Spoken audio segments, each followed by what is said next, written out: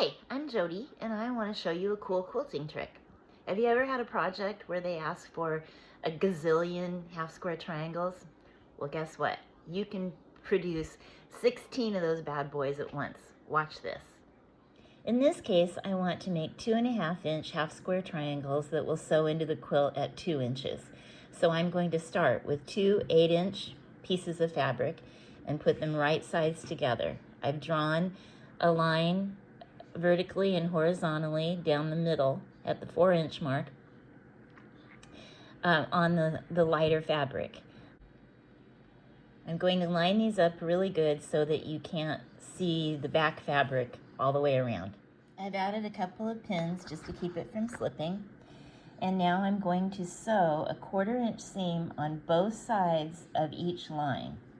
And then another 1/4-inch all the way around the outside.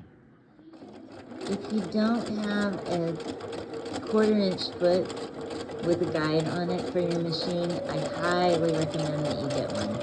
We've got our seams all the way around the outside and both sides of both lines, so now we cut. I'm going to cut on both lines, the horizontal and the vertical. Next, we need to cut on the diagonal to make a big X, both directions. Last, we're going to cut another diagonal in each quadrant to make a small X all the way around. You can see where all the cuts are in this, the up and down and diagonally, and then the little X's. And voila, you have 16 half square triangles.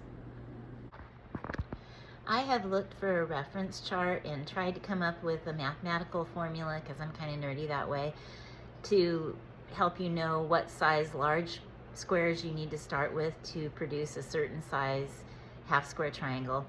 I've failed at that, so I've taken scraps of fabric and practiced and just trial and error found out all the basic sizes from 1-inch finished to 3-inch finished and made in my own chart. So I'm going to show you that next and leave it on here for a few seconds so you can screenshot.